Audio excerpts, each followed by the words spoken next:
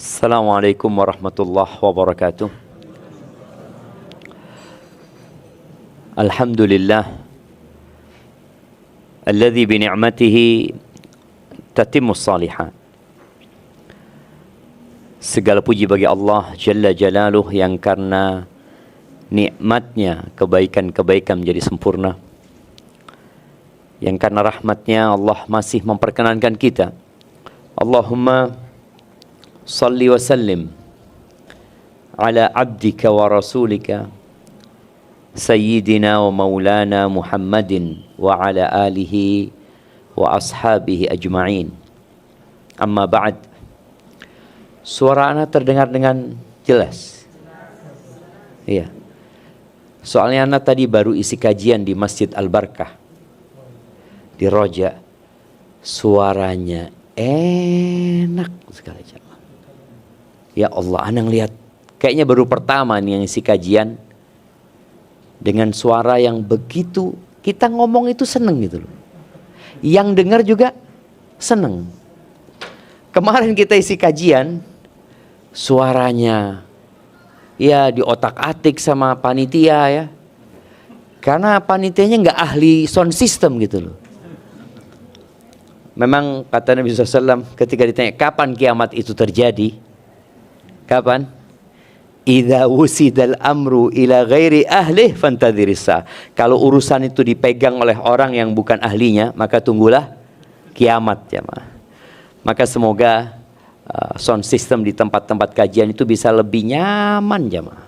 Kadang-kala kita perlu panggil orang, iya benerin sampai enak. Karena sebagian masjid itu bagus bangunannya tapi nggak enak sound systemnya gitu loh. Padahal yang dibutuhkan bukan bagusnya bangunan, tapi yang dibutuhkan oleh mereka bagaimana tatkala imam membacakan Al-Quran, khatib menyampaikan pesannya, mereka menyimaknya dengan nyaman ya.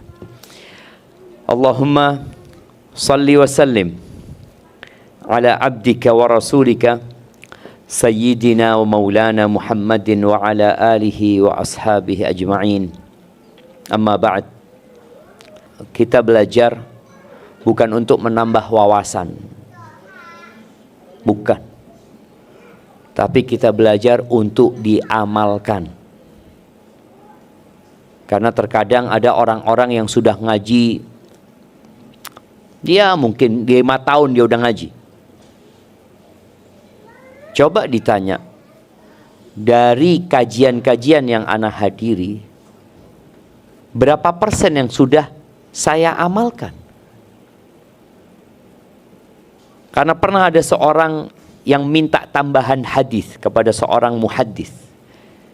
Kan dulu ada orang-orang yang suka mengumpulkan hadis ya, sampai menjadi kitab-kitab. Tatkala dia minta tambahan hadis, ditanya sama gurunya, hadis yang sudah aku sampaikan kepadamu, engkau udah amalin belum? Diam dia. Karena orang yang mengumpulkan ilmu tanpa mengamalkannya sama persis dengan orang yang mengumpulkan harta. Karena ilmu itu dunia aja, sampai diamalkan baru jadi akhirat. Ketika ilmu itu hanya didengar, hanya dicatat, tapi tidak berubah menjadi sikap dan amal, nggak ada gunanya. Quran yang dihafal itu dunia sampai diamalkan. Maka kata Nabi SAW, wal Quranu hujjatun laka au alaik. Quran itu akan menjadi pembelamu pada hari kiamat atau menjadi penuntutmu pada hari kiamat. Maka kita tahu orang yang pertama kali jadi koreknya api neraka itu ustadz. Ustadz jadi koreknya api neraka. Alimun wa qari'ul Quran. Kata Nabi SAW, orang yang alim dan pandai membaca Al-Quran, hafal Quran dia, tapi kan nggak diamalin. Ketika ditanya, oh saya belajar, saya mengajarkan lillahi ta'ala untuk mencari keridhaan Allah, saya menghafal Quran juga untuk mencari keridhaan Allah. Ingat, niat itu amalan hati. Dan kita hafal tuh hadis, innamal a'malu binniyat wa innama likulli imri'in ma nawa. Faman kanat hijratu, hafal hadis itu. Tapi apakah kita sudah amalin? Ya, hari ini kita akan membahas tentang bekal terbaik. Kalau kita bicara bekal yang terbaik, pernah suatu hari di dalam hadis yang diriwayatkan Imam Tirmidzi dari Anas bin Malik radhiyallahu taala anhu. Bicara Anas ini siapa jemaah? Anas bin Malik, pembantu Nabi alaihi salatu wassalam. Berapa tahun dia membantu? 10 tahun ya. Jadi bapak-bapak, ibu-ibu kalau punya pembantu awet, insya Allah tandanya majikannya baik, insya Allah ya. Ya, Anas bin Malik adalah orang yang paling kenal dengan Nabi SAW setelah istri-istri Nabi SAW. Karena biasanya pembantu itu dipandang rendah. Pembantu itu dipandang dia butuh kerja. Dia cari duit di sini. Aku yang punya duit. Aku yang menggaji dia. Sehingga terkadang yang namanya majikan itu memperlakukan pembantunya semaunya. Dengan alasan apa? Dia yang butuh. Enggak loh, kita yang butuh sama mereka. Bisa dirasakan tatkala pembantu itu pergi meninggalkan kita waktu Idul Fitri umpamanya. Kita berasa yang ngerawat anak, yang kadang kalau ngurusin rumah, Allahu Akbar ya. Maka nih Anas memberikan pujian kepada Nabi SAW yang sangat indah sekali. Dan Aisyah radhiyallahu taala anha, istri Nabi SAW, ketika para sahabat datang mau tanya, gimana sih akhlaknya Nabi SAW? Kalau di luar orang lihat, nih para suami ini akhlaknya kalau di luar semua orang tahu. Fulan, aduh, ketahu lah kita kenal sama Fulan. Tapi bagaimana di rumah? Nggak ada yang tahu. Siapa yang tahu? Ya istrinya. Dan tadi pembantu tadi. Ketika Aisyah ditanya tentang akhlak Nabi SAW, kata Aisyah, kana khuluquhul Quran. Akhlak Nabi itu Quran tuh. Engkau lihat perintah apa saja ada di Al-Quran, beliau orang yang paling pertama mengamalkannya. Larangan yang ada di situ, beliau orang yang pertama meninggalkannya. Adab-adab yang dianjurkan di situ, beliau yang pertama mempraktekkannya. Jadi kalau mau tahu akhlak Nabi SAW, baca Quran udah. Tapi ini ada orang, cerita Anas bin Malik, orang ini datang menjumpai Nabi SAW, lalu mengatakan, ya Rasulullah, wahai utusan Allah ya, alaika salatu wassalam, ya Rasulullah, inni uridu safaran fazawidni. Sesungguhnya aku ini sedang mau melakukan perjalanan. Kasih aku bekal ya Rasulullah. Ini orang minta bekal sama Nabi SAW. Kita kalau bicara bekal, kira-kira apa yang akan kita berikan kepada anak kita kalau mau melakukan perjalanan? Kita kalau mau berangkat, mungkin liburan, kita tahu apa yang akan kita persiapkan. Nih rombongan jamaah haji yang masih menunggu visa, apa bekal yang disiapkan? Biasanya pihak travel mengirimkan apa?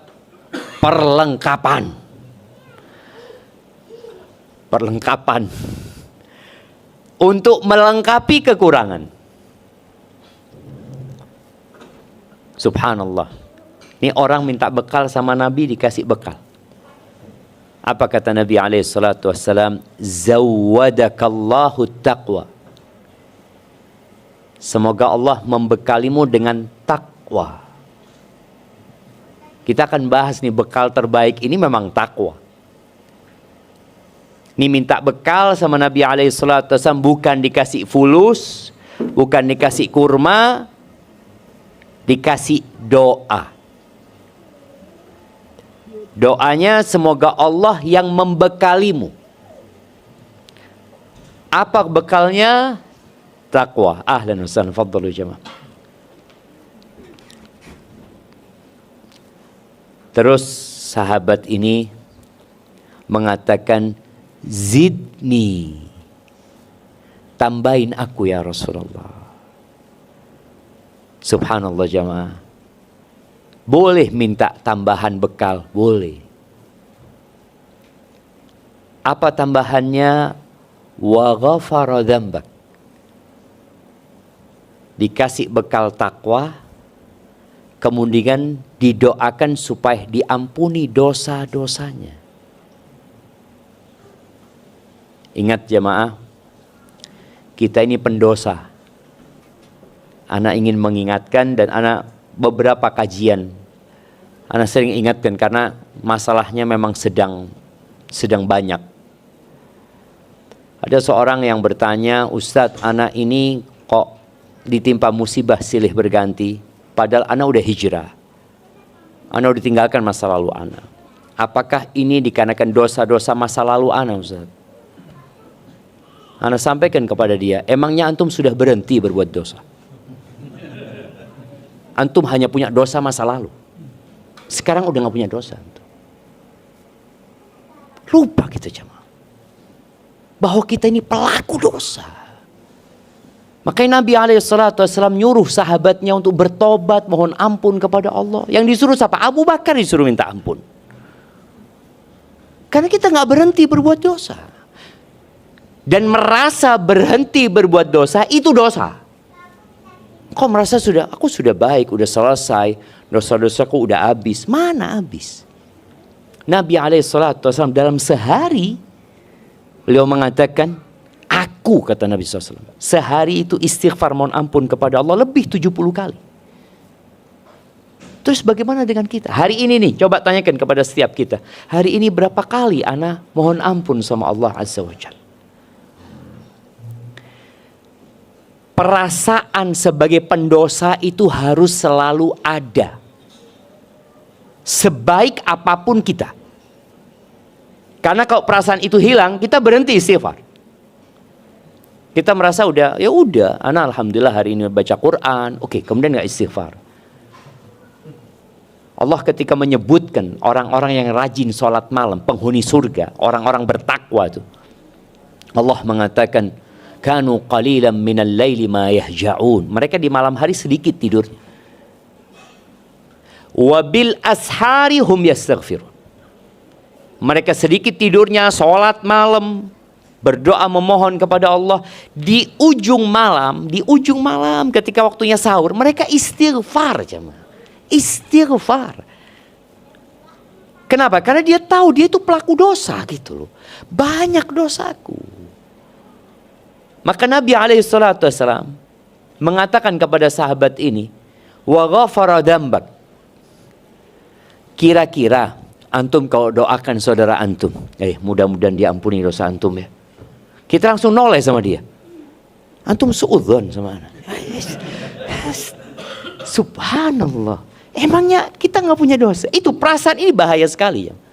Perasaan sudah merasa baik, merasa sudah banyak ketaatannya, kemudian merasa tidak berbuat dosa. Ya udah. Kita ketika ditegur sama orang, didoakan semoga Allah mengampuni dosa-dosamu, maka kita akan sakit hati dengan orang itu. Karena merasa orang itu buruk sangka, padahal enggak. Ana antum sama-sama pendosa. Wallah jamaah, kalau dosa itu ada bekasnya di wajah kita, kita nggak akan kumpul di tempat ini. Kita akan malu ketemu orang jamaah. Tapi yang jadi masalah, ada sebagian orang yang berbuat dosa tapi nggak tahu kalau itu dosa. Dia merasa enggak. Maka semoga Allah SWT mengampuni dosa-dosa kita jemaah. Nih, yang pertama bekalnya apa? Semoga dibekali takwa. Yang kedua, wa ghafara dzambak, semoga diampuni dosa-dosamu. Qala zidni bi abi anta wa ummi. Tambahin lagi buat aku ya Rasulullah. Aku jadikan aba ibuku sebagai tebusan buat engkau. Dari cintanya dia kepada Nabi SAW, dia minta tambahan yang ketiga.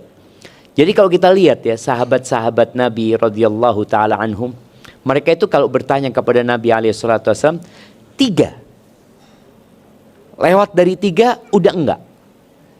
Karena mereka takut memberatkan Nabi SAW. Ini termasuk adab juga. Yang bertanya kepada Nabi SAW, amalan apa yang paling dicintai Allah? Salat tepat waktu. Kemudian apa ya Rasulullah? Berbakti kepada orang tua. Kemudian apa ya Rasulullah? Jihad di jalan Allah. Terus berhenti sahabat ini. Sudah cukup. Nah, ini minta tambahan lagi yang ketiga. Qala wa yassara lakal khair haitsuma kunta. Semoga Allah memudahkan bagi engkau kebaikan dimanapun kau berada. Dimudahkan kebaikan baik dalam urusan agama atau urusan dunia. Subhanallah, ini bekal yang diberikan Nabi alaihi salatu wassalam kepada sahabat ini. Maka semoga itu jadi bekal kita. Jadi kalau bicara sebaik-baiknya bekal, Allah berfirman di surat Al-Baqarah ya, ayat 197. Ini berkaitan dengan haji jemaah. Coba siapa yang mau bacain? Al-Baqarah 197.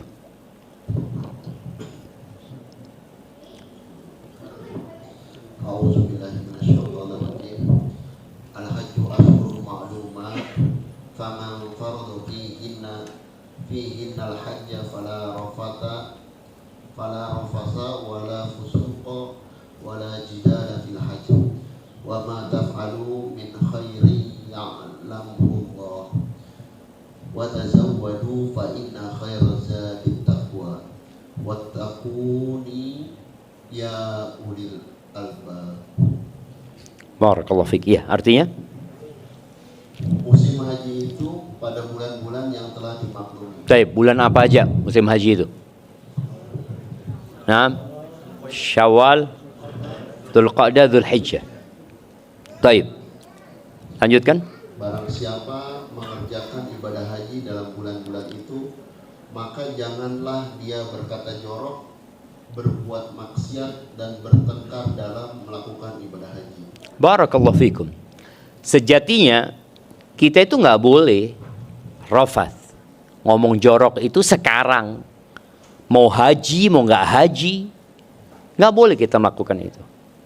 Kita nggak boleh juga berbuat maksiat sepanjang tahun. Tapi di bulan-bulan haji dan dalam pelaksanaan ibadah haji, bulan haji ini 2 bulan termasuk bulan haram ya. Syawal bukan termasuk bulan haram. Yang termasuk bulan haram Dzulqa'dah, Dzulhijjah. Berbuat dosa di bulan haram ini nggak sama loh dengan berbuat dosa di waktu lainnya. Kemudian wala jidala fil hajj.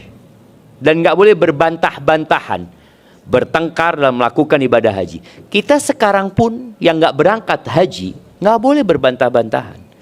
Bahkan Nabi alaihi salatu wasallam mengatakan, ana za'imun bi baitin fi rabadil jannah liman tarakal mira'a wa in kana muhiqqan. Kata Nabi alaihi salatu wasallam, aku menjaminkan sebuah rumah di pelataran surga.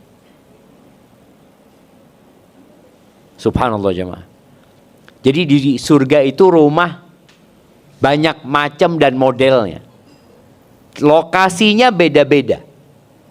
Kayak kita di dunia ini, ada orang punya rumah di sini, nanti punya rumah di puncak, punya rumah di mana, ada punya rumah macam-macam. Di surga pun ada banyak. Nih, rumah fi robadil jannah, di pelataran surga. Buat siapa? Liman tarakal mira'a wa in kana muhiqqan. Bagi orang yang meninggalkan debat walaupun dia benar. Jadi ada debat yang perlu dilakukan, ada debat yang perlu dihindarin. Karena ada debat yang hanya membuat keributan. Sama-sama nggak punya ilmu, sama-sama ilmunya pas-pasan. Yang satu mengatakan, oh Nanti kalau Idul Adha bergabung dengan hari Jumat, wajib sholat Jumat nggak? Wajib. Tetap wajib sholat Jumat. Yang satu mengatakan, oh nggak wajib. Padahal masalahnya memang ada khilaf di antara para ulama gitu loh. Ada yang ulama tetap mewajibkan sholat Jumat. Tetap wajib sholat Jumat. Di antaranya madhab Maliki, Hanafi, Al-Imam Syafi'i, madhab Syafi'i juga mewajibkan, kecuali buat orang-orang yang mungkin tinggalnya jauh dari perkotaan. Itu enggak, kalau sudah sholat Id enggak perlu sholat Jumat. Tapi ada yang mengatakan enggak apa-apa, enggak sholat Jumat. Berdasarkan hadis Nabi SAW ketika beliau mengatakan kepada para sahabatnya yang hadir sholat Id, yang mau sholat Jumat silahkan, wa inna mujmi'un insyaallah, kami akan sholat Jumat. Jadi Nabi Masjid Nabawi tetap mengadakan sholat Jumat. Memang mungkin sebagian mengatakan pendapat ini yang lebih kuat. Iya. Tapi kalau ada orang mengatakan tetap wajib sholat Jumat, antum nggak usah ribut sama dia. Ribut akhirnya nggak bertegur sapa lagi. Nggak, sudah. Selamat tinggal. Sudah, apa urusannya gitu loh. Makanya tadi ada perdebatan itu yang bisa dilakukan oleh orang-orang yang ahlul ilm memang. Karena sekarang banyak perdebatan itu dilakukan oleh warga net dan netizen. Komentar ini terus, ya Allah, ana ngomong. Kalau diem selesai urusannya. Makanya Allah Azza wa Jalla mengatakan fas'alu ahla dzikri in kuntum la ta'lamun. Ada juga yang mengatakan kalau sudah sholat Id nggak wajib sholat zuhur. Betul jamaah. Ada. Karena sholat Id itu pengganti sholat Jumat sudah. Kalau Jumat sudah nggak dilakukan, Jumat itu pengganti sholat zuhur. Loh, antum kalau mau ribut sama orang, kalau nggak punya ilmu tadi, akhirnya berantem sama dia. Wah, antum ini madhab menyesatkan. Gimana nggak wajib sholat zuhur, kata dia. Baik. Namun ketika pelaksanaan ibadah haji, pertengkaran itu lebih mudah terjadi. Karena kita akan berdesak-desakan. Kita akan berebut tempat yang sama. Multazam itu cukup berapa orang? Nah, multazam itu cukup berapa orang? Hah? 3, 4 paling banyak. Yang mau ke sana berapa orang? Antum bisa bayangin. Ada kawan kita cerita dia, ana nunggu setengah jam nih orang nggak selesai. Ketika dia selesai, dia mengatakan, ana maju Zat, ana nempel kayak ada magnet yang menyerap, nempel minta sama Allah Subhanahu Wa Taala. Orang kalau sudah di situ lupa, kadang-kadang di belakang, ayo gantian. Akhirnya ribut, nggak jadi doa, bertengkar di situ. Betul jamaah. Itu terjadi. Tahun lalu kita di Mina, Allahu Akbar. Tenda di Mina waktu itu over kapasitas. Yang isinya 100 diisi 140 ya.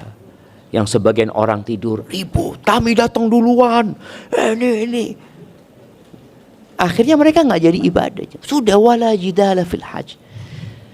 Nggak usah ribut, nggak usah berantem. Tinggalkan perdebatan itu walaupun antum benar. Kalau memang dilihat nggak ada gunanya debat itu. Yang ada berantem. Dan berantem sama saudara kita sesama muslim. Lalu Allah mengatakan, silakan dilanjutkan. Artinya?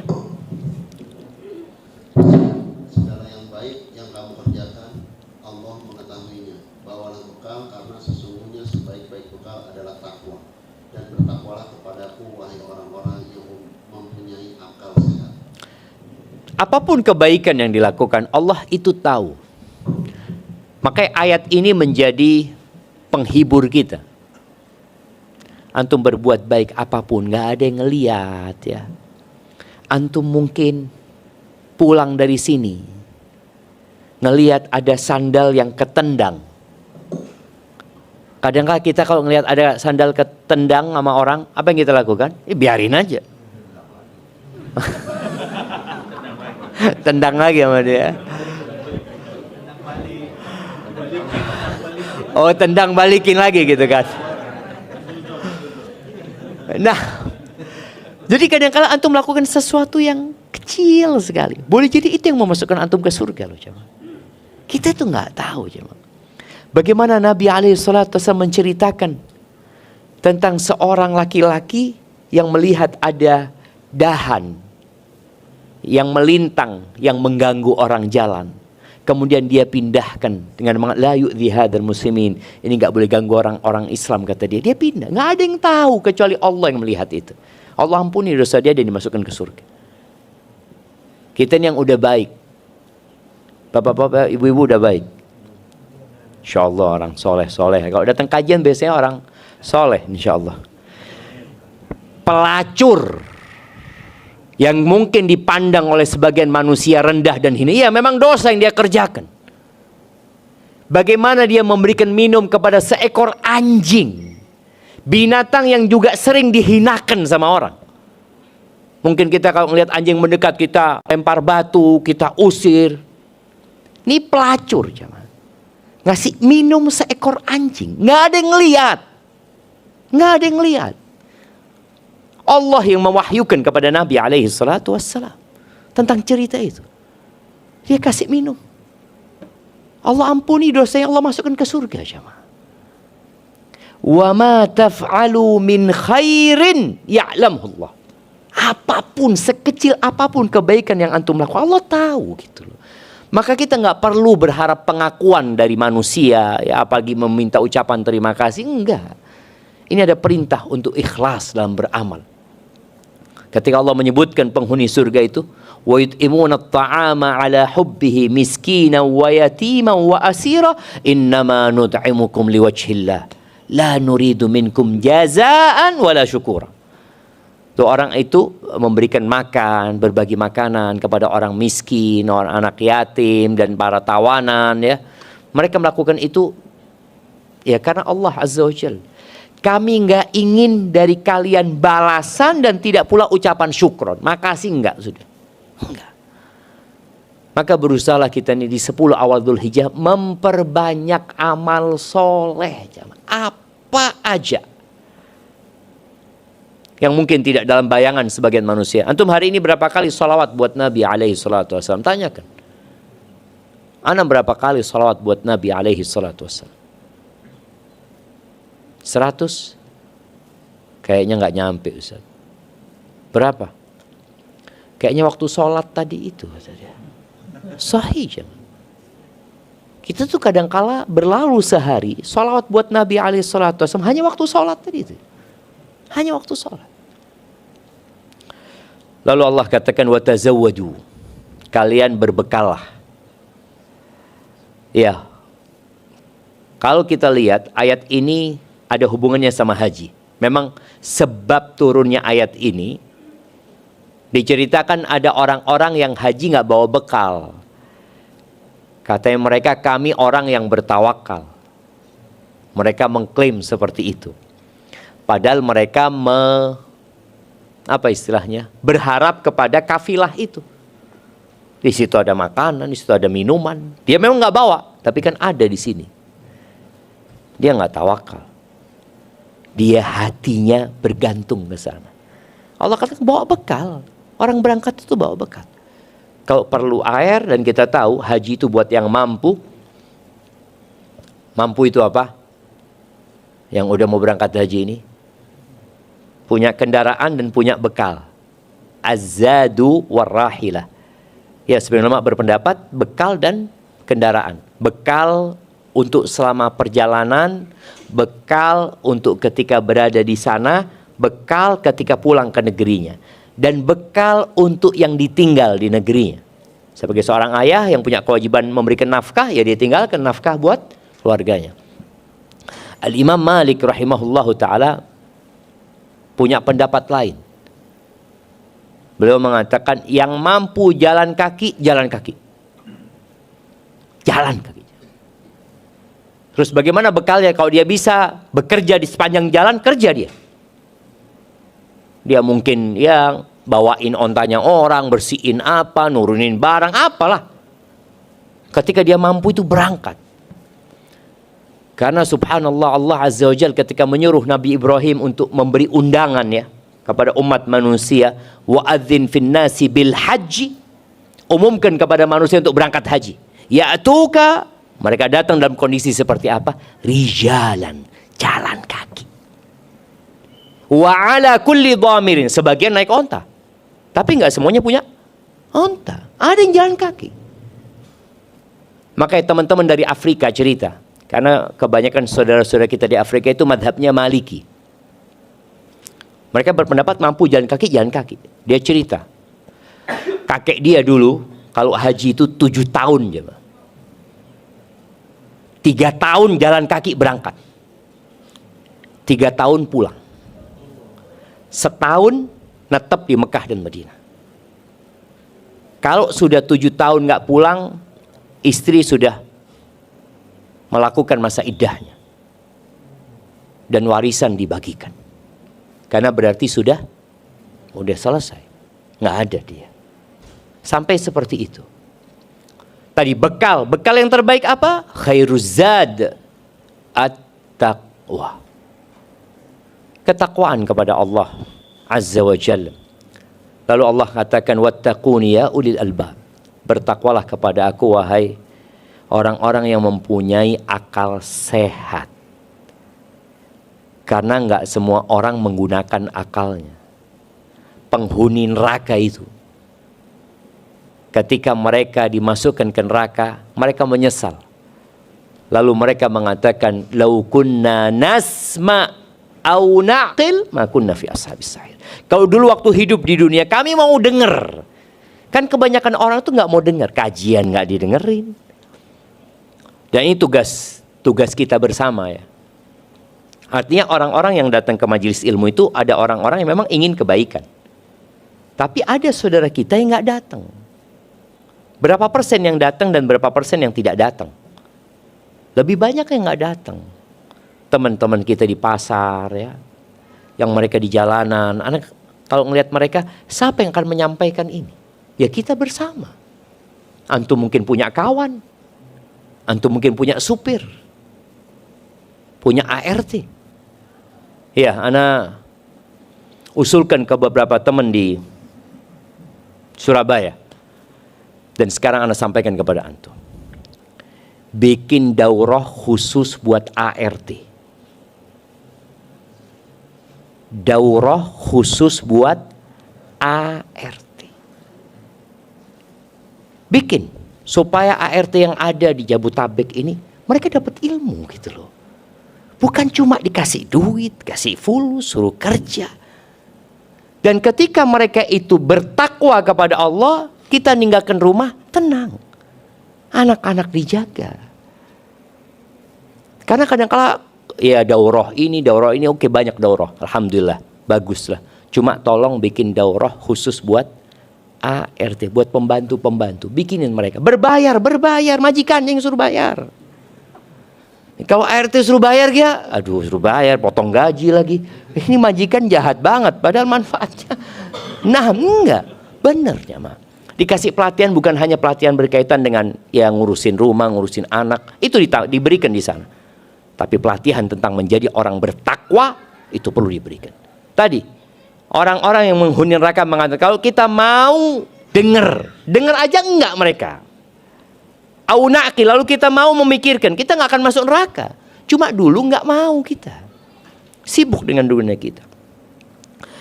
Jamaah rahimakumullah, bicara takwa di surat An-Nisa ayat 131. Allah berfirman, coba dibacain.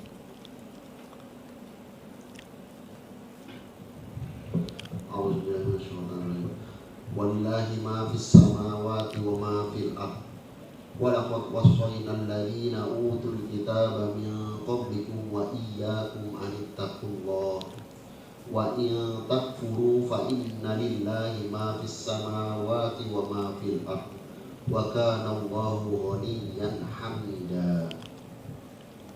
Dan milik Allah lah apa yang ada di langit dan apa yang ada di bumi. Barakallahu fikum. Lihat, siapa pemilik rumah ini? Bagaimana Bapak? Yang punya enggak punya anak Ustaz. Anak capek-capek bangun. Milik Allah jemaah. Makanya ketika antum berangkat haji, antum menyatakan itu. Antum tinggalkan rumah ini. Orang yang berangkat haji meninggalkan rumahnya. Anaknya ditinggal. Orang tuanya ditinggal. Pekerjaannya ditinggal. Lalu dia mengatakan labbaik Allahumma labbaik. Aku datang ya Allah memenuhi panggilanmu. Labbaik la syarika laka labbaik. Enggak ada sekutu ya Allah. Cuma engkau ya Allah. Aku datang hanya untukmu ya Allah.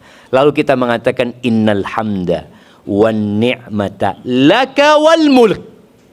Sesungguhnya segala nikmat, segala pujian, segala nikmat itu milikmu dan al-mulk, kerajaan, kepemilikan itu milikmu.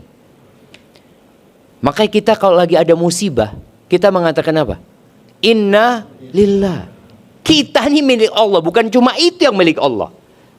Mobilnya hilang. Tahu-tahu pulang kajian mobilnya hilang. Apa yang dia katakan? Inna lillah. Kita milik Allah. Bukan hanya mobil itu. Ya Allah syama'aya. Anak ingat cerita seorang non-muslim ya. Dari Eropa sana ketika dia hendak mengkaji Islam di dataran Afrika. Kadang-kadang terjadi badai jamaah.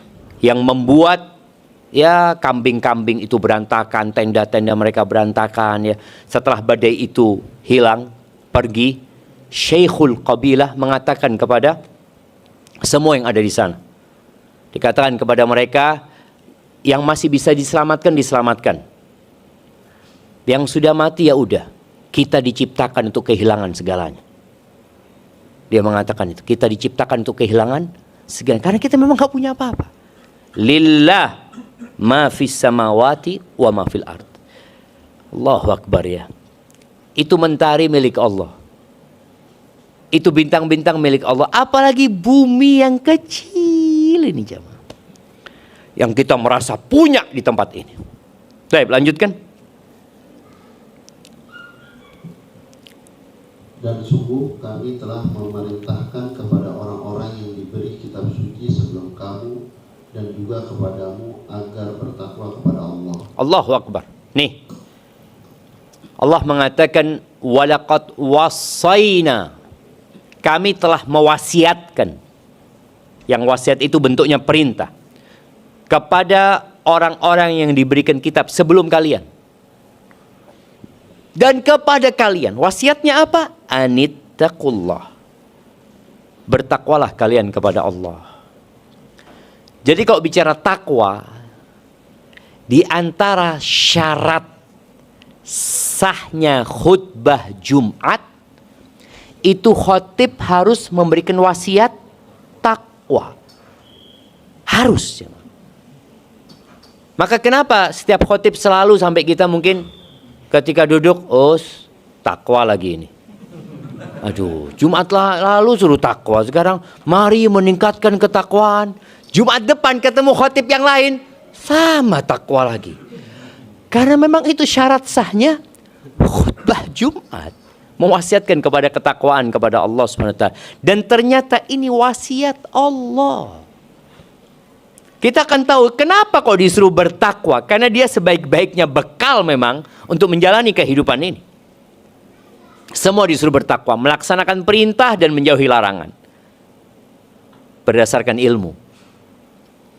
Berdasarkan ilmu. Karena kalau nggak berdasarkan ilmu, bisa jadi larangan yang kita tinggal ternyata perintah. Kita nggak tahu. Berapa banyak orang-orang yang melanggar tapi tidak sadar. Gara-gara nggak punya ilmu. Sampai hari ini kalau kita ngelihat orang-orang yang bank harian itu apa namanya? bank cicilan yang harian yang nggak tahu di sini kayaknya nggak ada di sini. Biasanya kalau di kampung-kampung ya sambil bawa kitab dia pagi hari datang. Apa namanya? Tukang kredit keliling. Bangke. Kenapa bangke? Oh, bank keliling. Mereka itu merasa itu dosa apa enggak? Enggak, jangan.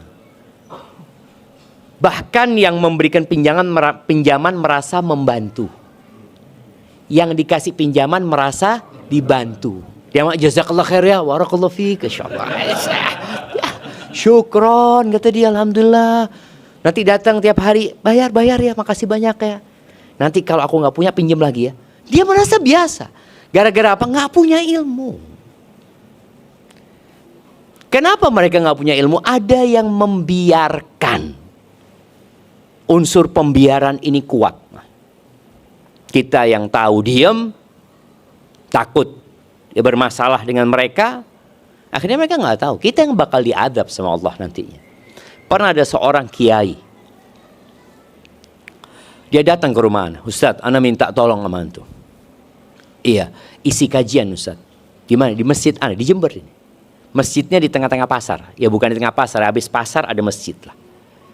Dia katakan di sana masyarakat biasa melakukan riba Ustadz. Loh Pak Yai kenapa nggak nyampaikan? Berat buat ana menyampaikan. Karena ana ada di sana. Tapi ini sebuah cara yang hikmah ya. Kalau kiai yang menyampaikan dianggap kiai ini menentang masyarakat. Tapi kalau datangkan ustadz lain, loh itu kan ustadz yang nyampaikan. Betul jemaah, ustadz nyampaikan. Kan udah tadi ayatnya dibacakan, hadisnya dibacakan. Jadi dia selamat. Tapi ustadz ini selamat juga karena dia bukan warga sana. Setelah nyampaikan dia pulang. Kayak anak habis nyampaikan berangkat, anak kan nggak tahu di sini ribut apa, wallahu alam gitu kan seperti itu. Tapi tadi takwa itu harus berlandaskan ilmu, jamaah. Pernah kejadian. Ya tadi gara-gara nggak ada ilmu di masyarakat, di kampung itu masih tidak sedikit ya. Orang-orang yang mandi di sungai telanjang. Siapa yang pernah lihat? Loh, betul jemaah. Ada daerah yang memang ada sungai, sebenarnya bukan sungai ya. Itu parit yang dibikin zaman Belanda ya, yang bagus-bagus ya. Orang di sana mandi telanjang. Perempuan di sana, laki di sana. Telanjang biasa jemaah. Ada seorang yang datang ke Ustadz. Ke sana, Pak Ustadz kata dia. Ini yang dilakukan masyarakat. Mungkar apa ma'ruf? Ya jelas mungkar lah kata dia. Tapi kenapa? Kok dibiarkan? Ya gimana sudah jadi budaya? Bayangkan jam. Ada unsur pembiaran. Yang ini kesian juga. Ya ini mungkin ya ana sampaikan ke antum. Boleh jadi antum punya masalah yang sama dengan ana. Bisa disampaikan kepada yang lainnya. Seperti perempuan yang ditinggal mati suaminya. Itu ada masa iddah. 4 bulan 10 hari. Kadang-kadang di masyarakat itu meninggal suaminya, ya udah besok biasa nggak pakai jilbab, ketemu sama orang ini itu pakai lipstik. Dia di masa iddah, dia lakukan itu. Ini nggak bertakwa kepada Allah. Tapi penyebabnya tadi nggak punya ilmu dan ada yang membiarkan. Maka kenapa dakwah sunnah ini harus lebih disampaikan lagi. Ya. Karena harapannya masyarakat itu jadi orang bertakwa. Karena itu wasiat Allah Azza wa Jalla. Jadi butuh ilmu. Dan ketika mengamalkan perintah Allah dan menjauhi larangannya, selain butuh ilmu, butuh niat yang benar. Karena apa gunanya? Kalau kita mengamalkan dengan benar, tapi niatnya nggak benar. Lalu kata Allah, lanjutkan. Oh udah tadi. Tetapi jika kamu ingkar, maka ketahuilah Milik Allah lah apa yang ada di langit dan apa yang ada di bumi, dan Allah maha kaya, maha terpuji. Allahu Akbar. Allah nggak butuh sama ibadah kita. Kalian nggak mau bertakwa, kalian nggak mau sholat, kalian nggak mau haji, kalian tidak mau sodako, nggak mau puasa, nggak mau apa-apa melaksanakan ibadah. Allah nggak perlu sama kita. Allah nggak butuh kita datang kajian ini. Allah nggak butuh kita tadi sholat asar umpamanya, nentagi sholat maghrib, nggak mau sholat sampai mati. Allah nggak butuh. Allah katakan, wa in takfuru, kalau kalian kufur, kalian ingkar, milik Allah yang di langit dan di bumi. Sampai ya Allah Azza wa Jalla dalam hadits qudsi mengatakan, "Lau anna awwalakum wa akhirakum wa insakum wa jinnakum." Kalau manusia yang pertama sampai manusia yang terakhir, bangsa jin yang pertama sampai bangsa jin yang terakhir, kanu ala afjari qalbi rajulin wahidin minkum, mereka semuanya berada di level orang yang hatinya paling jahat di antara kalian. Siapa yang paling jahat? Fir'aun anggap. Qarun, Fir'aun, Haman, siapa? Abu Jahal. Kalau semuanya seperti Abu Jahal di muka bumi ini, kata Allah, mana qasadzalika min mulki syai'ah, itu nggak akan mengurangi kekuasaanku sedikit pun. Karena Allah pemilik langit dan bumi, jemaah. Maka hadirkan di diri kita, kita yang butuh sama Allah Azza wa Jalla. Kita yang butuh sama Allah. Taib. Allah tutup ayat ini dengan firman-Nya, wa kana Allahu ghaniyan hamida. Allah itu maha kaya dan maha terpuji. Jamaah rahimakumullah, kita sering mendengar yang namanya waliullah. Ya.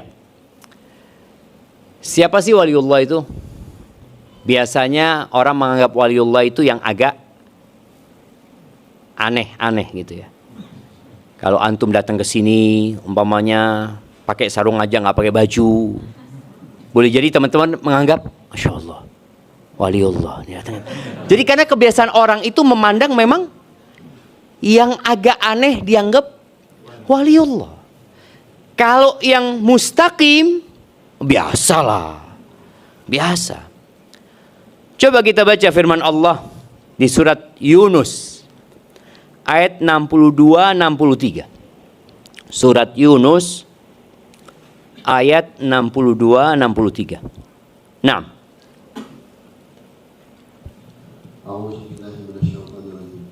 Ala inna awliya Allahi la khawfun alaihim wa la hum yahzanun alladzina amanu wa kanu yattaqun. Ingatlah wali-wali Allah itu tidak ada rasa takut pada mereka dan mereka tidak bersedih hati, yaitu orang-orang yang beriman dan senantiasa bertakwa. Nah, itu tuh yang namanya waliullah adalah yang melaksanakan perintah dan menjauhi larangan. Jadi kalau ingin jadi waliullah, syaratnya harus bertakwa. Melaksanakan perintah Allah dan menjauhi larangan. Perintah Allah itu ada dua. Satu namanya wajib, yang satu namanya sunnah. Sama-sama diperintahkan. Jadi kalau ingin naik derajatnya, laksanakan yang wajib. Setelah itu baru melaksanakan yang sunnah. Jangan sampai ya, kita itu melaksanakan yang sunnah, yang wajib kita tinggalkan. Contoh, kita itu bantu tempat yang jauh. Ada fakir miskin di sana, kita bangunkan rumah, kita bantu sekolahan. Wajib apa sunnah? Sunnah. Kita membantu mereka, termasuk sedekah sunnah. Dia punya keponakan, dia punya paman, susah hidupnya. Wajib nggak dia bantu? Wajib, jemaah. Sebagai bentuk silaturahim antum. Antum tahu dia nggak mampu, sulit makan. Terus antum bantu yang jauh, sibuk dengan yang jauh, yang di depan mata, yang menjadi sesuatu yang seharusnya antum lakukan terlebih dahulu, antum nggak kerjain. Maka perhatikan, Kalau ingin jadi waliullah, bertakwa itu melaksanakan yang wajib dulu, baru yang sunnah. Sholat malam itu sunnah. Jangan sampai antum sholat malam. Alhamdulillah Ustaz, 10 awal Dzulhijjah ini anak sholat malam jam 1 sampai jam 4. Terus sana istirahat Ustaz, tapi bangun subuh jam 7 Ustaz. Bayangin. Dia fokus dengan yang sunnah, yang wajib kurang diperhatikan. Atau dari sisi kekhusyuan.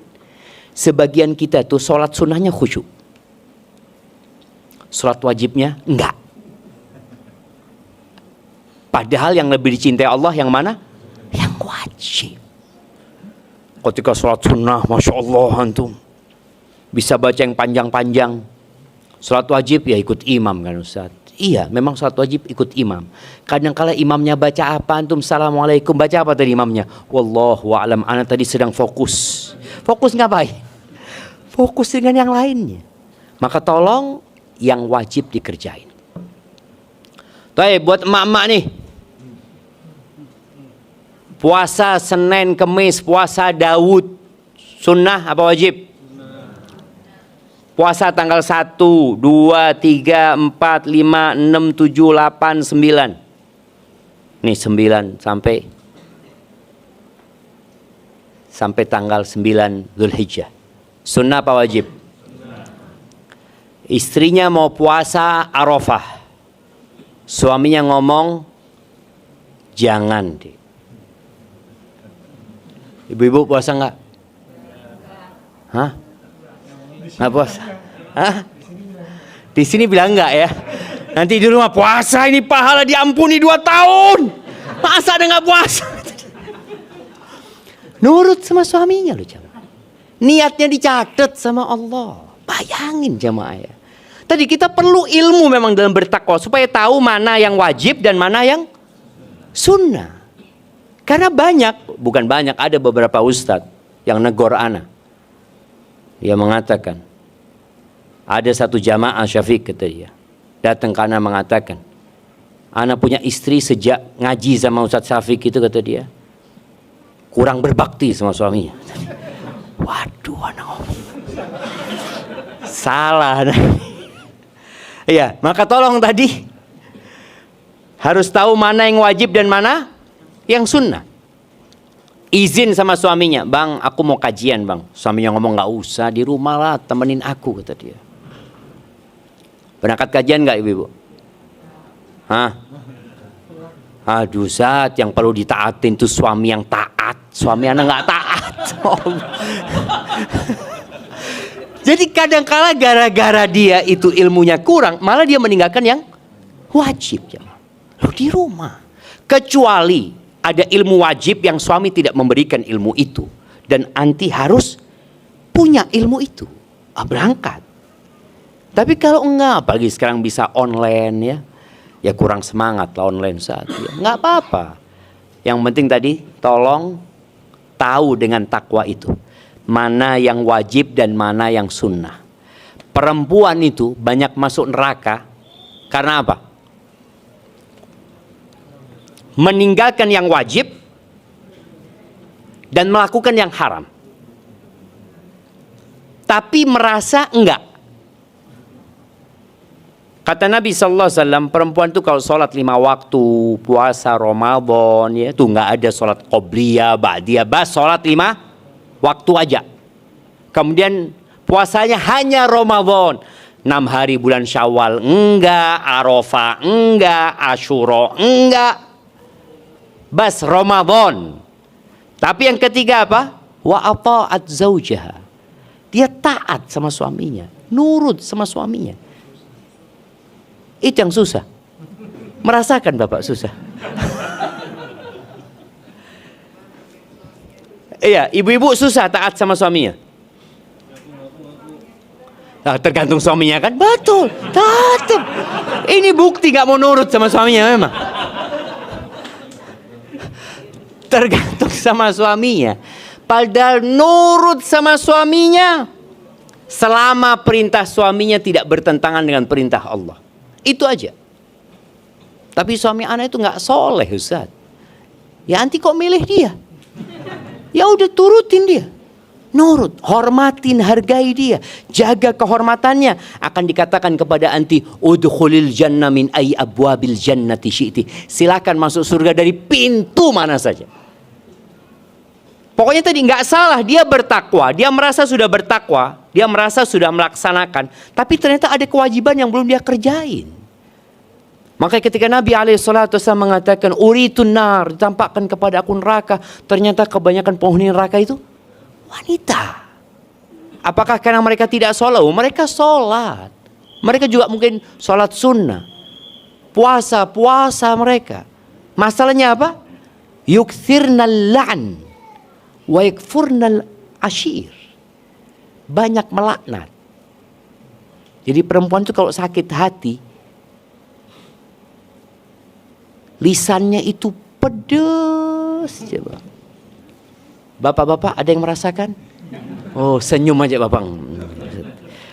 Nah, dia merasa nggak ada masalah. Enggak. Dia memaki, kadang-kala anaknya dilaknat, anaknya didoakan keburukan, suaminya juga seperti itu. Mudah-mudahan tabrakan. Tabrakan nih jangan suaminya. Karena sakit hati sama suaminya, mudah-mudahan kau diazab sama Allah. Kadang-kala seperti itu. Jadi kalau sudah sakit hati, dia susah mengontrol lisannya. Wa yakfurnal ashir, kufur sama kebaikan-kebaikan suaminya. Seakan-akan suaminya nggak punya kebaikan sudah. Ngaduh Ustaz, na'udzubillah suami anak ini Ustaz, kata dia. Sampai ada perempuan yang curhat sama anak, cerita tentang suaminya gini. Capek anak dengar. Capek, semuanya kejelekan. Anak tanya, maaf mbak, suami mbak ini nggak punya kebaikan? Oh ya ada lah Ustaz. Coba sebutkan kebaikan itu. Sebutkan. Ketika suruh nyebutkan kebaikan, nggak banyak ternyata yang dia ingat jemaah.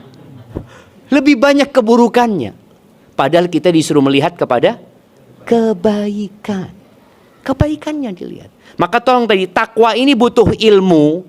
Supaya kita bisa membedakan mana yang wajib dan mana yang sunnah. Mana yang haram dan mana yang makruh.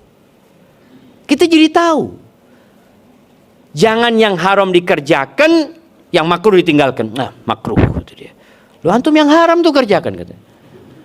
Ya paling enggak bisa ninggalkan yang makruh dulu lah kata dia. Lu salah ini. Seharusnya yang makruh antum kerjain, yang haram tinggalin. Jadi kalau mau bicara tata tertibnya, yang haram harus tinggalkan, yang makruh ini walaupun antum rugi melakukan yang makruh itu, tapi enggak seperti melakukan yang haram seperti itu jemaah. Baik, siapa yang paling mulia? Banyak orang itu menilai orang lain dari dunianya. Makanya kenapa orang sibuk dengan aksesoris ya? Kalau bapak-bapak apa aksesorisnya? Hah? Jam, mobil, sandal, sepatu, cincin, kacamata, sampai kacamata. Nah, baju. Makanya kenapa baju itu mereknya di luar? Kenapa baju itu mereknya di luar? Biar kelihatan berapa nilainya ini. Orang ini. Padahal mau tahu nilai seseorang, ya takwa. Wallahi dunia ini tidak lebih dari satu sayap nyamuk yang mau dibangga-banggain. Aduh, tidak lebih dari satu sayap nyamuk. Antum ambil tuh nyamuk, nih kayak gini dunia, iya kayak gini. Yang dibanggakan oleh ribuan orang. Orang yang punya duit mungkin ya 1.000 triliun, 7.000 triliun. Wallahi nggak lebih dari satu sayap nyamuk. Antum ambil nyamuk 7.000 triliun itu nggak lebih dari ini ternyata. Iya jemaah. Sangat hina sekali. Kenapa dijadikan untuk berbangga-banggaan? Coba kita baca firman Allah di surat Al-Hujurat ayat 13.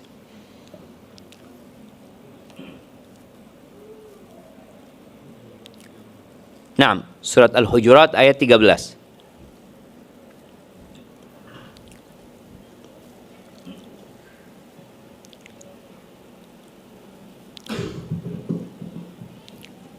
A'udzubillahi minasyaitonirrajim. Ya ayyuhan nasu Inna khalaqnakum min zakarin wa untha wa ja'alnakum syu'uban wa qabaila lita'arafu. Inna akramakum indallahi atqakum. Innallaha alimun khabir. Wahai manusia, sungguh kami telah menciptakan kamu dari seorang laki-laki dan seorang perempuan. Kemudian kami jadikan kamu berbangsa-bangsa dan bersuku-suku agar kamu saling mengenal. Sungguh yang paling mulia di antara kamu di sisi Allah ialah orang yang paling bertakwa. Sungguh Allah Maha mengetahui, Maha teliti. Barakallahu fikum. Nih, kita ini sekarang ternyata satu kakek, satu nenek, cuma sama kakek kita. Walaupun kadangkala kulit kita beda, kok bisa ya? Ada yang putih, ada yang agak gelap dikit, ada yang coklat, ada yang kuning. Itu dari ayah dan bunda yang sama. Kemudian Allah jadikan tadi bersuku-suku, berbangsa-bangsa. Tujuannya apa? Hanya untuk ta'aruf. Hanya untuk ngomong, dari mana? Oh, saya dari Indonesia. Oh, saya dari Bugis. Oh, saya dari Madura. Oh, saya dari Makassar. Oh, saya dari Sumatera. Bas li ta'arufu. Bukan itu ukuran kemuliaan. Dari mana? Jakarta. Antum? Oh, Jawa. Oh, Jawa. Ya. Saya Jakarta. Emang kenapa jadi orang Jakarta? Kalau kita mau pulang dulu, ya sama sohib-sohib Jakarta. Zabik mau kemana? Mau pulang? Mana? Pulang ke Jawa. Oh iya, kata dia. Emangnya Jakarta di mana? Ngomong. Dia bilang kita pulang ke Jawa Timur, Jawa. Jakarta di mana gitu loh. Jakarta di Jawa juga kan? Sama di Jawa gitu loh. Jadi tujuan semua itu hanya untuk ta'aruf. Tanya, antum siapa namanya? Oh, Ana Syafiq bin Riza. Nama bapak Ana Riza. Oh gitu. Bin Hasan.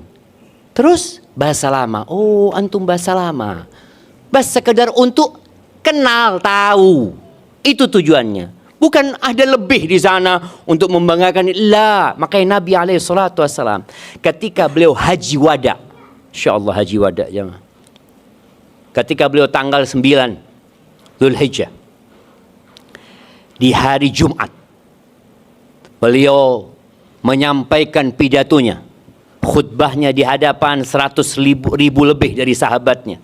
Beliau mengatakan, ala kullukum min Adam wa Adam min turab. Ingat, kalian semua ini keturunannya Adam. Dan Adam itu tercipta dari tanah. Diingatkan, dari Adam dan Adam dari tanah. Jangan sampai kita berbangga seperti iblis. Kemudian dimurkain Allah Azza wa Jalla. Dari tanah. Ala la fadla li Arabiyin ala a'jami. Wala li a'jamin ala Arabi. Wala li aswad ala abyad. Wala li abyad ala aswad. Illa bittaqwa. Beliau mengatakan, orang Arab itu tidak lebih mulia daripada orang non-Arab. Orang non-Arab tidak lebih mulia daripada orang Arab. Sama maksudnya. Orang yang putih, subhanallah ya, itu tidak lebih utama daripada orang yang hitam. Karena dulu orang yang kulit putih merasa dia lebih utama. Dan merasa orang kulit hitam itu adalah budak-budak saja yang untuk, enggak. Orang kulit putih tidak lebih utama dari orang kulit hitam. Yang kulitnya hitam juga tidak lebih utama daripada yang kulitnya putih. Illa bittaqwa. Kecuali dengan ketakwaan. Maka di ayat ini kalau bicara takwa jadi bekal hidup kita. Inna akramakum indallah atqakum. Yang paling mulia, yang paling terhormat di antara kalian itu adalah yang paling bertakwa kepada Allah Azza wa Jal. Dan boleh jadi orang bertakwa itu nggak dikenal. Boleh jadi. Ada yang pembantunya lebih bertakwa daripada majikannya. Ada yang pembantunya bisa hatam 1 juz 1 hari. Majikannya nggak bisa. Kenapa? Sibuk. Ketika kita tidak bisa melakukan ketaatan jemaah, dan orang lain bisa, tolong bermuhasabah. boleh jadi kita memang belum bertakwa. Karena dosa itu melahirkan dosa, sebagaimana ketaatan melahirkan ketaatan. Taib yang terakhir, kalau bicara takwa, ingat surga Allah itu disediakan buat orang-orang yang bertakwa. Disediakan hanya untuk orang yang bertakwa. Kurban nih, yang insya Allah mungkin semuanya sudah mempersiapkan diri mau kurban saat nyampe. Wa innama yanaluhu taqwa minkum. Yang sampai kepada Allah ketakwaan kalian. Yang bertakwa urusannya Allah akan mudahkan dan Allah akan kasih rezeki dari arah yang tidak disangka. Hada wallahu a'lam bishawab. Itu yang dapat Anda sampaikan. Mungkin di sisa waktu bisa untuk tanya jawab. Tafadhal.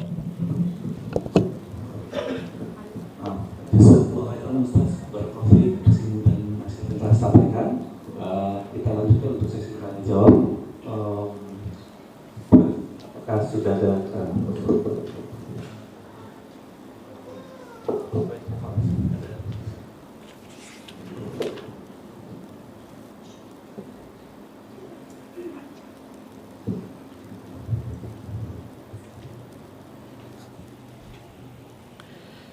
Assalamualaikum. Waalaikumsalam warahmatullahi wabarakatuh. Mohon izin bertanya Ustaz. Untuk meninggalkan perdebatan itu, apakah boleh untuk para istri meninggalkan suami ketika diajak berdebat, seperti meninggalkan ke dapur atau ke kamar anak? Syukran Ustaz. Jangan ditinggal suami.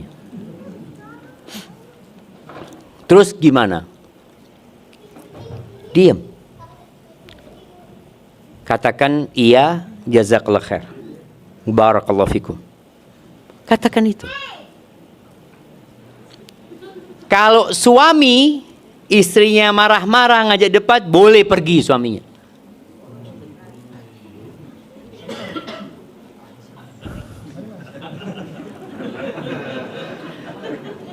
Jadi, Anda mau tanya, kalau di sebuah perusahaan ada atasan lagi ngasih nasihat sama anak buahnya, ya ini itu, boleh anak buahnya pergi?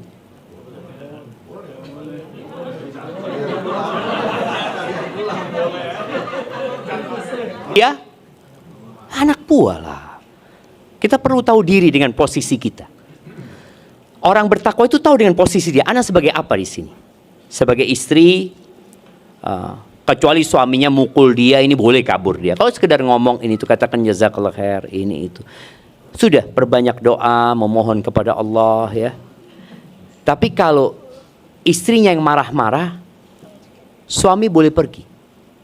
Soalnya kadangkala istri itu menggunakan perasaannya. Dia mengatakan, bang jangan pergi bang, selesaikan dulu. Selesaikan. Aku sudah gak kuat hidup sama kau bang. Kata suami, aku mau ke masjid aja, kata dia. Iya keluar. Jadi Ali bin Abi Thalib ketika ribut sama Fatimah, Ali pergi ninggalkan rumah. Dia tidur di masjid gitu. Jadi ketika istri tadi bisa bertahan, artinya ketika dia bertahan, insya Allah masalahnya akan lebih baik ya daripada dia pergi. Maka dia gak usah dibantah suaminya. Katakan iya bang, jazakallah khair, barakallahu fiik ya. Anda ingat dengan istrinya Bashir. Ada sahabat An-Nu'man bin Bashir. Bashir ini mau ngasih hadiah ngasih hibah buat anaknya budak. Budak yang bisa kerja, bisa ada penghasilan buat anaknya. Si ibu nggak setuju. Ibunya, bapaknya maksa. Ini istri yang bijak ya. Dia mengatakan, oke bang, silahkan kau berikan kepada anakmu. Soalnya anaknya banyak, yang dikasih cuma satu. Tapi aku minta yang jadi saksi Nabi Muhammad SAW. Oke, kata suaminya. Kalau cuma itu permintaanmu. Jadi kadang-kala istri ngasih tahu suami ini nggak bakal didengar. Kenapa? Ini namanya anak buah ngasih tahu, kau tahu apa? Ana nih pemimpin. Oh ya. Ya sudah suruh tanya ke Ustadz. Silahkan. Oke bang, aku siap. Abang tanyakan ke Ustadz. Ini akhirnya datang ke Nabi Muhammad SAW. Ya Rasulullah, aku ingin kasih hibah sama Nu'man ini. Tapi ibunya maksa minta engkau jadi saksi. Jadi istri ngasih tahu suami secara tidak langsung. Biar dengar langsung dari Nabi Muhammad SAW. Kata Nabi SAW, akulla waladika nahalta. Semua anakmu engkau kasih? Enggak ya Rasulullah. La ashhadu ala jur.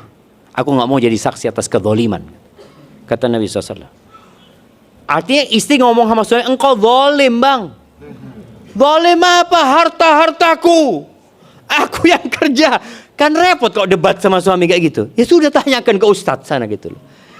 Nah itu kadang-kala istri perlu ambil cara seperti itu. Sama juga suami. Kadang-kala ngasih tahu istri nggak mau dengar juga. Karena dia nggak, bang, kok sholat masih nggak bener ngasih nasihat aku, kata dia. Ya udahlah, tanya sama ustadz gitu loh. Karena tujuannya bagaimana perintah itu dilaksanakan, larangan itu ditinggalkan. Jadi kalau bicara debat tadi, kalau sampai anti meninggalkan suami, yang akan terjadi adalah keributan yang lebih besar, jangan tinggalkan. Tapi kalau anti meninggalkan suami, anak kalau meninggalkan suami, suami lebih sabar Ustaz. Karena kadang-kala dia kalau ngelihat anak terus, dia tambah emosi. Kan ada kayak gitu kan? Ada bapak-bapak. Mau ngusir nggak enak suaminya. Kalau bisa tahu pergi sendirilah gitulah. Alhamdulillah istrinya sadar pergi gitu kan. Suaminya alhamdulillah sudah pergi dia. Ada yang suami memang dia lebih baik nggak ngelihat istrinya. Ketika engkau tahu dengan sikap suamimu seperti itu, boleh engkau pergi. Kan para istri ini tahu udah hidup sama suami 17 tahun, 15 tahun gitu ya. Kadangkala nggak faham-faham sama suaminya. Oh Allah Ustaz, suami anak ini Ustaz, ya Allah masalah remeh Ustaz, teriak-teriak. Ya udah engkau sudah tahu, tinggalkan masalah remeh itu. Selesai urusannya. Cuma kita kadangkala egois, nggak mau meninggalkan itu, dan kita sudah tahu. Hadza wallahu a'lam bissawab. Naam. Ada pertanyaan lanjut dari jemaah? Kepada Ikhwan bisa bertanya langsung, atau pada Akhwas ada yang mau bertanya?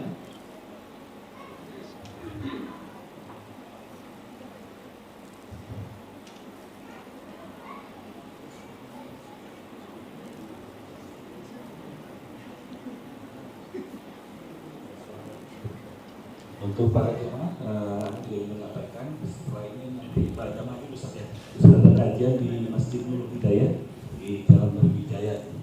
Bagi para jemaah yang ingin mengajar ilmu melanjutkan bisa bergabung di sana. Apa temanya? Sabar, sabar, sabar, dan sabar. Terus sabarnya. Baik, barakallahu fiik. Jangan dipaksa jamaah, kalau nggak ada yang bertanya jangan dipaksa.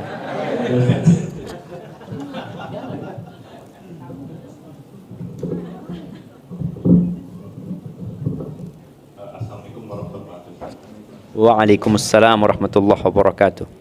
Yang pertama dua ya tadi. Oh masya Allah. Yang pertama ini buat kita Ikhwan Ustaz. Ini bagaimana caranya supaya nanti kita sensitif terhadap dosa. Kadang-kala kalau kita jalan ke mall gitu ngeliatin akhwat yang nggak pakai hijab itu biasa aja gitu. Kok kita? Loh, nggak masuk kita. Saya gitu. Atau pertanyaan titipan ini? Oh enggak ya. Nah Yang kedua terkait dengan ini rekomendasi dari Uwais Al-Qarani, kenapa beliau bisa dijadikan sebagai tabi'in terbaik Ustaz? Padahal di zaman beliau ada Urwah bin Zubair dan ulama-ulama juga. Nah ini apa sih kira-kira yang bisa diwasiatkan kepada kita Ustaz untuk meladani sikap soleh dari Uwais Al-Qarani? Masya Allah, barakallahu fikum. Nah, jamaah rahimakumullah, yang pertama berkaitan dengan detektor dosa di diri kita ya. Allah sudah letakkan. Makanya kalau bicara dosa itu, ketika ada seorang bertanya kepada Nabi SAW, apa dosa itu? Gitu loh. Kata Nabi SAW, ma haka fi nafsika wa karihta an yattali alaihin nas. Sesuatu yang nggak nyaman di hatimu dan engkau nggak ingin orang lain tahu gitu loh. Itu dosa. Kadangkala detektor ini jadi lemah. Apa penyebabnya? Karena udah banyak dosa. Jadi ketika antum pertama melihat akhwat, pertama ya, itu astagfirullah, astagfirullah. Yang kedua, ketiga mulai mak ngomong biasa gitu kan, mulai oh kok kayaknya enggak sih, biasa, ini nggak terlalu cantik sih, yang ini biasa. Jadi mulai matanya kemana-mana karena dosa itu melahirkan dosa. Maka perlu diputus. Salah satu cara memutus dosa itu dengan meninggalkan tempat kita berbuat dosa. Nabi Yusuf alaihissalam, beliau ketika dikasih dua pilihan, mengikuti nafsu perempuan-perempuan itu atau di penjara, apa kata beliau? Penjara. Penjara. Kalau aku tetap di sini, ya mau nggak mau lah tergoda. Maka dia di penjara, selesai di penjara, nggak ada siapa-siapa gitu. Makanya di antara cara kita memperkuat tadi hati kita adalah dengan meninggalkan tempat berbuat dosa itu. Yang kedua, memperbanyak istighfar. Karena kita tahu setiap ada dosa itu meninggalkan noktah hitam di hati kita. Ada noktah. Kalau kita bertobat kepada Allah, bersih lagi.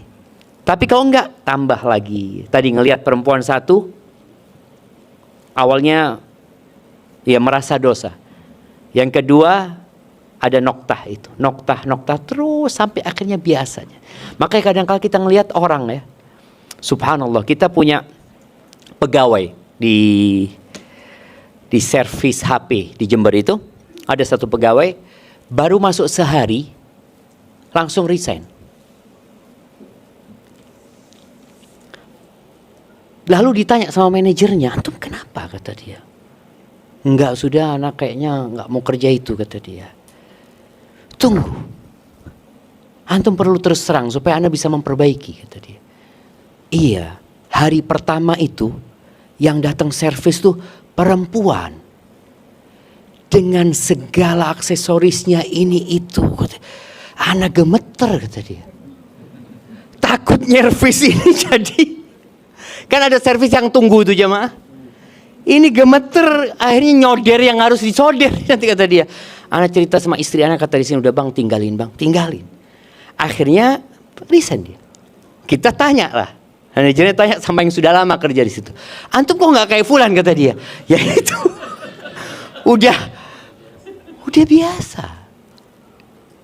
Jadi memang kita perlu menghindari tempat-tempat berbuat dosa itu. Sehingga kita jadi tetap sensitif, tetap istighfar, mohon ampun kepada Allah Azza wa Jalla. Seperti teman-teman yang kerja tiap hari kumpul sama perempuan ya. Itu lama-kelamaan kan biasa. Bukan biasa nggak nafsu.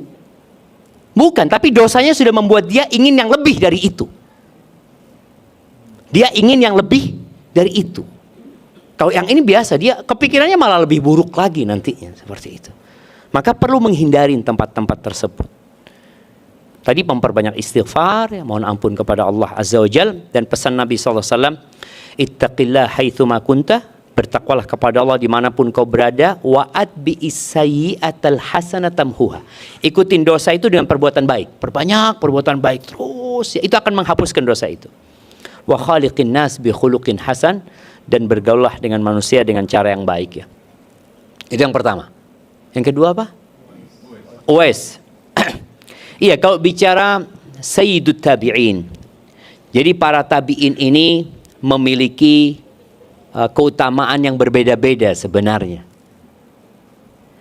Kita tahu Hasan al-Basri, dia termasuk Sayyidut Tabi'in. Memang Nabi SAW ketika menyebutkan Uwais ini punya satu kelebihan.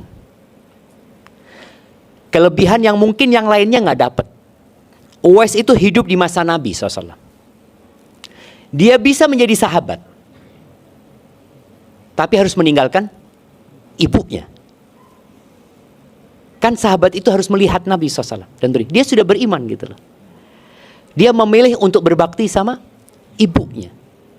Sehingga dia ya nggak melihat Nabi SAW, nggak ketemu sama Nabi SAW ya. Tapi dia orang yang sangat berbakti. Kemudian Nabi SAW menyebutkan tentang Uwais ini. Ya tentunya sekali lagi ini wahyu dari Allah. Karena Nabi nggak tahu alaihissalatu wassalam, nggak pernah ketemu Uwais juga Nabi alaihissalatu wassalam. Tapi diwahyukan Uwais punya kelebihan itu. Tapi ada tabi'in lain yang punya kelebihan dari sisi ilmunya. Yang hari ini kita mungkin kalau bicara ilmunya Uwais ya nggak banyak hadis-hadis yang diriwayatkan dari Uwais, umpamanya dari sahabat dari Uwais nggak banyak ya. Anda nggak tahu juga ada berapa riwayat ya. Tapi kalau dari seperti Hasan al-Basri ya, kemudian tadi disebutkan Urwah bin Zubair ya, kemudian ada lagi Ibn Shihab az-Zuhri ya, Nafi' Maula Ibnu Umar ya, Tawus ya, kemudian Mujahid. Banyak sekali yang hadisnya yang diriwayatkan sehingga manfaatnya lebih banyak. Dan orang baik itu ada dua sebenarnya. Ada orang baik yang untuk dirinya, ada orang yang baik untuk orang lain. Dan kalau bicara mana yang terbaik adalah yang paling bermanfaat buat orang lain. Dan boleh jadi Uwais memang tidak banyak hadis yang diriwayatkan, tapi dia punya cerita yang kemudian diceritakan kepada orang lain, yang menjadi inspirasi untuk orang-orang berbakti kepada orang tuanya. Itu cerita dari Uwais Al-Qarni seperti itu. Wallahu a'lam bishawab. Seperti itu. Barakallahu fikum. Na'am.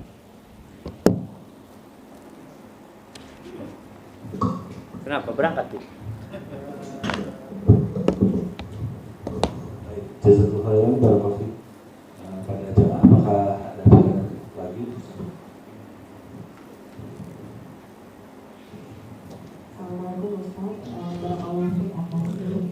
Waalaikumsalam warahmatullahi wabarakatuh.